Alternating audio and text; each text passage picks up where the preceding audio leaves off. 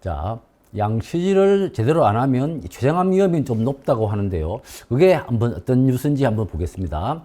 서울신문 이제 10월 19일자 기사입니다. 자, 제목 볼게요. 양치 중 이것 안 하는 사람. 췌장암 위험 최대 3배 높아. 양치를 도대체 어떻게 하길래 췌장암 위험이 높아지는 거죠? 내용 한번 들어가 보겠습니다. 자, 첫 문장입니다. 양치질을 소홀히 하거나 치실 사용을 건너뛰는 습관이 췌장암 위험을 높일 수 있다는 연구 결과가 나왔다. 자, 양치질을 소홀히 할 수 있죠. 또 뭐 치실 사용을 건너뛴다? 치실 사용하지 않는 사람 많습니다. 저도 좀 제대로 사용하지 않는 편인데요. 근데 이런 습관을 췌장암 위험을 높인다. 갑자기 여기서 좀 섬뜩해지는 이유가 우리가 가끔 양치질을 좀 빠뜨리기도 하고 또 치실 사용하지 않는 분들이 많습니다. 근데 그런 우리가 많이 가진 습관들이 췌장암 위험을 높인다?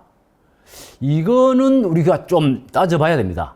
자, 볼게요. 우리가 양치질을 제대로 안 하거나 치실을 안 쓴다. 이거를 제대로 안 쓴다 그러면 이게 말입니다. 어떻게 췌장암 위험으로 가느냐. 이게 이제 오늘의 핵심 질문입니다. 자, 췌장암이 얼마나 무서운 질환입니까? 자, 볼게요. 췌장암은 생존율이 낮은 대표적인 난치암이다.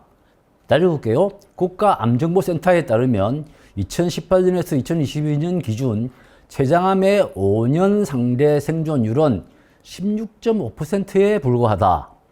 조기 발견이 생존율을 높이는 핵심이지만 발병 원인이 명확히 밝혀지지 않아 조기 진단이 쉽지 않다고 했습니다.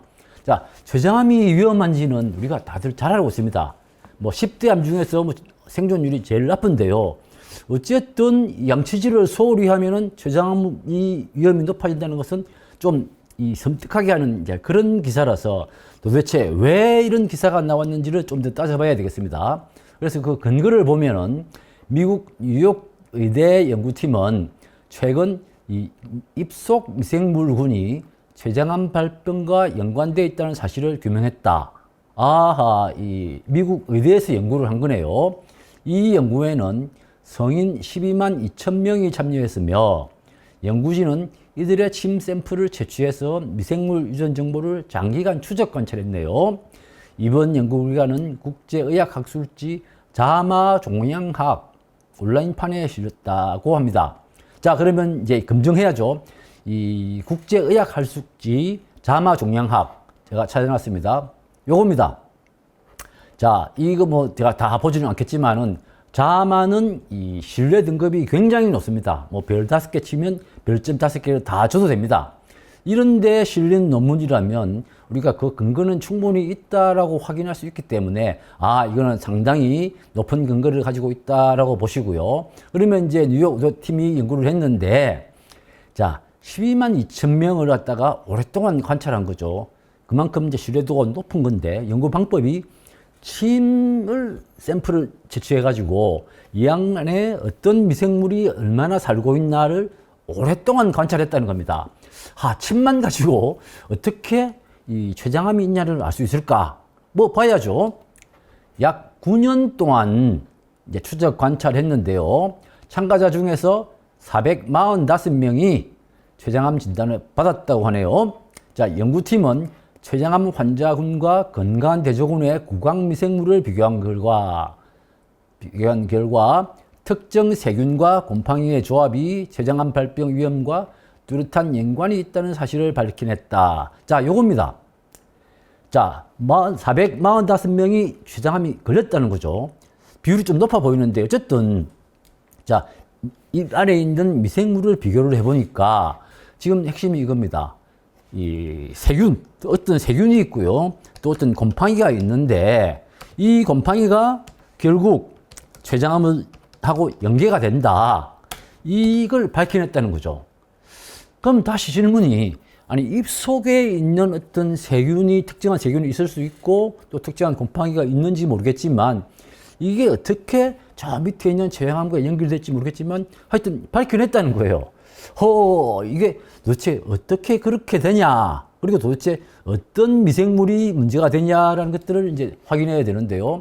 볼게요. 특히 잇몸병의 주요 원인균인 진지발리스 등 세균과 그다음에 곰팡이류인 칸디다 속을 포함한 총 27종의 미생물이 췌장암 발병과 밀접하게 연관된 것으로 나타났다. 자, 그러면 범인은 말이죠. 어떤 세균이냐면 진지발리스라는 겁니다. 진지발리스라는 좀 발음하기 어려운 이게 이제 박테리아 종류입니다. 세균이죠. 박테리아 종류가 있고, 그다음에 이제 칸디다. 이거는 이제 곰팡이입니다. 이런 종류가 모두 27종이 있대네요. 입속에. 야, 우리 침 속에 저런 나쁜 미생물들이 27종 살고 있는데 이놈들이 췌장암을 일으킬 수 있다라는 건가요? 그거 희한하잖아요. 아니, 췌장암이 저렇게 박테리아나 곰팡이 때문에 생기는 병일까? 그것도 잇몸에 사는데 이게 도대체 무슨 관계냐는 것들이 계속 궁금해지는데 따져보겠습니다. 자, 치주질환을 일으키는 여러 세균과 호모균은 실제 췌장 종양 조직에서도 직접 검출됐다. 연구팀은 이 데이터를 바탕으로 미생물 위험 점수를 개발했다. 자, 그러면 여기 진지발리스하고 이 칸디다는 이 치주질환이 뭡니까? 잇몸병이에요. 어려운 한자로 우리가 이제 치주질환이라고 하는데, 치주질환은 잇몸병입니다. 이 잇몸병. 쉽게 잇몸병인데, 잇몸병을 일으키는 이제 박테리아와 곰팡이가 저놈들이에요. 그리고 27종이나 있다 그러니까. 그러면 이 잇몸병은 주로 이제 노인분들이 많은데, 이 균들이 말입니다. 이 균과 곰팡이가, 아니, 검사를 해보니까 췌장 조직에도 있더라. 이게 이제 충격적인 거예요. 아니, 입에 사는 미생물이 왜 췌장 조직에서 발견되냐. 이게 이제 문제라는 거죠. 왜? 이게 그러면 이동하는 건가? 이동할 수 있는지는 모르겠지만 하여튼 이제 지금 계속 궁금해지는 게 입에서 잇몸병을 일으키는 놈들이 췌장 조직에서 갑자기 발견이 됐다라는 것을 이번 연구팀이 밝혀낸 거예요. 그리고 이번 연구팀이 이 데이터를 바탕으로 미생물 위험 점수를 개발했다고 합니다. 그러니까 이 세균이 몇 마리 살고 비중이 얼마나 되냐 이걸 가지고 위험 점수 1등급, 2등급 이런 걸 개발했나 봅니다. 자, 어쨌든 입속에 사는 나쁜 미생물이 췌장암과 연관성이 있다는 걸 밝혀냈다는 것은 굉장히 놀라운 소식이에요. 자, 그럼 봅시다. 이 특정 세균이나 곰팡이가 많이 검출될수록 점수가 높게 계산됐다. 그렇죠. 아까 진지발리스하고 칸디다 곰팡이였죠. 이런 놈들이 많이 검출되면은 이제 미생물 위험 점수 있죠. 미생물 위험 점수가 이제 높다는 거잖아요. 미생물 위험 점수가 이제 높다는 건데 이게 높게 산출됐고 이 점수가 1단위 증가할 때마다 이제 췌장암 발생 위험이 3배 높아진다고 그랬으니까 아까 우리 제목에서 잇몸 치료를 제대로 하지 않으면 췌장암 위험이 높아진다는 게 이제 여기서 나온 이야기 같아요. 점수가 이제 높아지면 그렇다는 거니까. 야, 그러면은 지금 이제 계속 궁금한 게 어떻게 잇몸병을 일으키는 박테리아나 곰팡이가 췌장암을 일으키지 하는 이제 이 상관관계가 있다는 건 알겠는데 계속 궁금한 거는 그 인과관계가 궁금한 거예요. 그래서 한번 물어보겠습니다. 연구를 이끈 리처드 헤이즈 교수는 입속 미생물이 췌장의 염증 반응을 일으켜서 암으로 발전할 수 있다며 구강 내 미생물 구성을 확인하면은 췌장암 고위험군을 조기에 선별하는 데 도움이 될 수 있다고 설명했습니다. 자, 그러면 이 설명이 뭐냐면요. 입속에 있는 미생물이 췌장의 염증 반응을 일으킨다는 거잖아요. 그게 염증이 결국 암으로 발병한다. 이건 우리가 아는 거예요. 우리가 대부분 아는 게 뭐냐면 위암은 위염에서 출발해서 위암이 되고 간염에서 출발해서 간암이 되잖아요. 그러니까 이 췌장암도 췌장염에서 출발해서 췌장암으로 갈 텐데 췌장염을 일으키는 게 이제 입속 미생물이라는 거죠. 입속 미생물이 이제 췌장염을 일으키고 이게 이제 췌장암이 된다는 요 논리를 이제 이야기를 한 거예요. 자, 그러면 우리가 이제 여기서 이제 궁금해지는 건 뭐냐면은 한번 이 기사를 보면 이제 다시 정리를 해봅시다. 입속에 이제 특정한 미생물, 특히 두 가지, 진지발리스라는 박테리아와 그다음에 칸디다라는 곰팡이가 있는데 이런 미생물들이 입에 많이 있으면 췌장암 발병 위험이 3배 정도 높아질 수 있다는 것은 아주 근거 높은 논문에서 밝혀진 겁니다. 그러면 여기서 이제 우리가 좀 더 따져봐야 될 게 뭐냐면, 체크 1. 그럼 이제 잇몸병이 있으면 췌장암 위험이 높나? 이거잖아요. 자, 여기에 대해서는 상당히 근거가 있다라고 이야기할 수 있는데, 그러니까 잇몸병이 바로 췌장암으로 연결되는 건 아닙니다. 바로 연결되는 건 아니지만은 여기서 이야기해서는 잇몸병이 높을수록, 그러니까 말했죠. 특정 세균이나 곰팡이가 많이 검출될수록, 기사에서 이야기했잖아요. 그죠? 특정 세균이나 곰팡이가 많이 검출될수록, 그러니까 잇몸병이 심할수록 뭐 이 말이 될 수 있습니다. 그리고 이제 그 비중에 따라서 다르겠지만 어쨌든 잇몸병이 있으면 췌장암 위험이 높을 수 있다는 것은 사실인 것 같습니다. 자, 그러면 다시 우리가 이제 한번 더 묻고 싶은 게 두 번째, 그러면 도대체 잇몸에 살고 있는 저 나쁜 놈들, 저 박테리아와 곰팡이가 어떻게 췌장까지 이동하냐? 도대체 이제 이 어떻게라는 문제죠. 어떻게 잇몸에서 있는 게 일로 가느냐? 그게 이제 기사에는 안 나왔지만 이제 제가 전 논문을 보니까 이제 그냥 쉽게 이걸로 설명드리는 겁니다. 입 속에 미생물이 췌장의 염증 반응을 일으킨다는 것은 이제 경로가 뻔해요.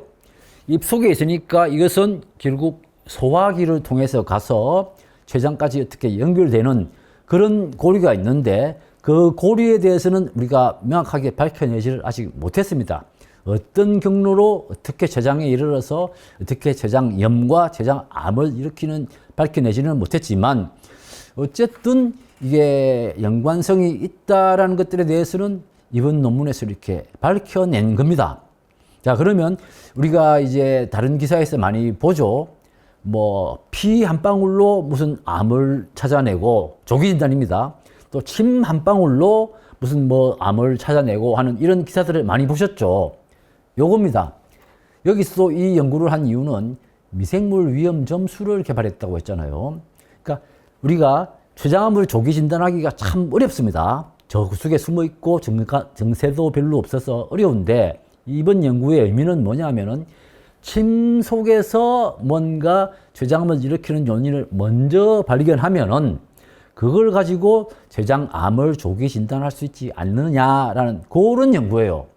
그러니까 이제 재밌는 게 뭐냐면은 이런 침 가지고 연구하는 질환들이 많습니다. 그러니까 침 조기 진단 이런 게 많은데, 이미 뭐 알고 계시겠지만은 심장 질환부터 시작을 해가지고 뭐 당뇨라든지 일부 암 이런 것들은 침으로써 이미 그 위험이나 조기 진단할 수 있는 기법들이 많이 개발되고 있습니다. 그러니까 이번 기사도 우리가 봐야 되는 건 뭐냐면은 뭐 우리가 일단은 치소질을 열심히 해야지라는 이런 뭐 뻔한 결론으로 가는 것도 있지만은, 이 연구의 의미는 앞으로 그 발견하기 어렵다는 이 췌장암도 침 속에 있는 그 박테리아와 곰팡이의 분포를 좀 관찰하면서 췌장암을 조기 진단할 수 있다라는 그런 메시지로 보시면 되겠습니다. 자, 어떻게 보셨습니까?